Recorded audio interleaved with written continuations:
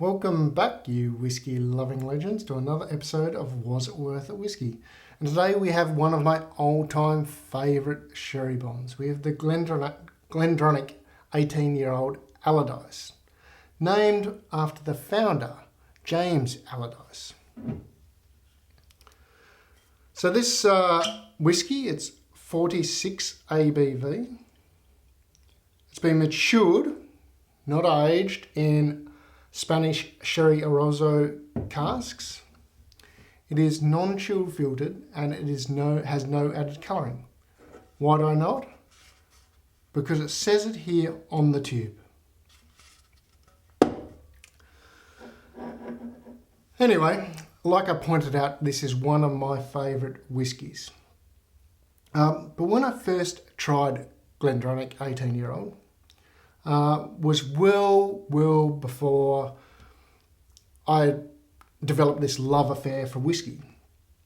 But I remember it quite well. I was on a work junket. It was actually in Scotland. And I was on a work junket. You know, one of those ones that they send you for training, but it's not really for training. It's more of a boondoggle than anything. Anyway, so I walked. It was freezing. It was freezing. I was in this town. I walked in this bar and I was in what was the town's called? Bloody Dingwall. Who the fuck calls a town Dingwall anyway? Anyway, off the topic. So I walk in because it's freezing, right? I walk in, I sit down at the bar. And he said, bartender goes, well, what do you want?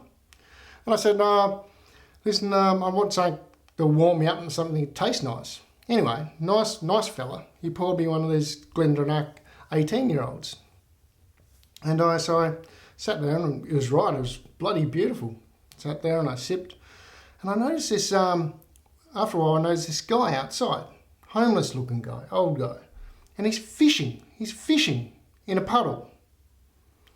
I thought that's pretty weird. And I look around at the bartender and the other patrons. No one pays any attention whatsoever. Anyway, after a while I think, fuck it, work's paying, so I invite this bloke in. And I give him a feed and I give him a drink. And after a while, he didn't say much. He's a bit of a quiet bloke, and I was feeling a bit uncomfortable, so I thought, I'll break the ice. You know, I pointed to his fishing pole. I said, so how many have you caught? And he lifted his head and he smiled and he said, pointed to me, he said, you're the third one today.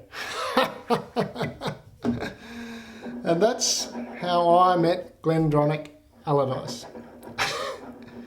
Very good. Anyway, let's move on to that. It's had a bit of time in the glass now. Lovely colour. I mean, it's absolutely bloody gorgeous. When people talk about sherry bombs and real sherry whiskey, this is the stuff they need to be talking about. Proper sherry matured whiskey, not finished in, proper aged in. I'm excited. So on the nose I get raisins, chocolate fudge, vanilla, creamy caramel, orange, plum pudding, liqueured cherries.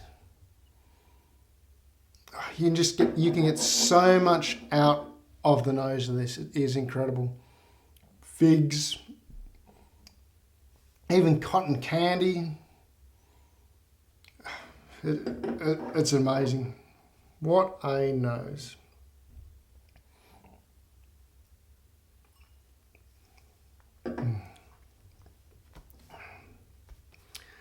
The palate, just as amazing. What I love about it is I get that old, beautiful old dunnage flavour.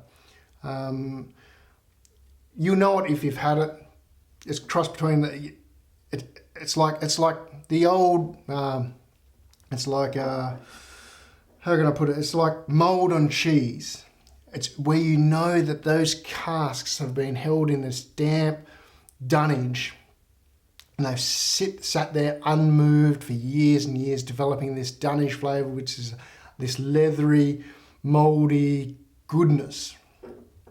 Then you get this punch of rich toffee, caramelized nuts, all your spices, cinnamon, nutmeg, figs. It's just an explosion of fucking yumminess.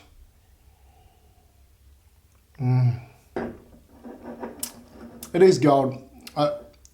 If you love older sherry whiskies, or if you just love a proper sherry bomb whiskey and you haven't tried it, it's well worth reaching in to try it. The finish is extremely, very, very long. And it's this delightful caramel, light spice, this old oak spice as well. I'm going to call it old oak. You can tell that there's some really old barrelness going on here. And then when I usually say I get these oak bitter tannins, it usually means that, you know, maybe the oak wasn't right, or was too young, or was harvested the wrong time of year. But in this case, it's just this old, beautiful, spicy tannins on the finish, and this beautifully balanced with this beautiful sweetness. So all in all, beautiful, beautiful, beautiful. So for a score, for nose, I can't mark it any less than 94 points. For the palate, I'm going to give it a 94 points too.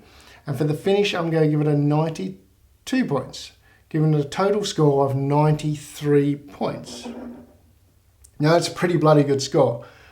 But this bottle does come at a pretty high price. We're looking at about £100 or 220 Australian dollars or 160 USD. It didn't used to be as expensive as that, but it has gone up in the recent years. And why has it gone up? Because people will pay the money, because it's bloody good. Now, it's hard to know was it worth a score, because it wasn't worth a score is on the quality of the whiskey, of course, and the price and the rarity and all that. But basically remember, there wasn't worth a score. Anything above 5 is a thumbs up that on some occasion you would buy again. And anything below 5 is pretty much you're not going to buy again. So just purely on the high price of this, I'm going to knock it down to a 6 out of 10. But that does mean I will buy it again and again. But it's not an everyday whiskey. This is for a whiskey for a special occasion, or when I feel like I deserve something special. I certainly don't have deep enough pockets to buy this every day, but I certainly will be buying it again. So till next time, cheers.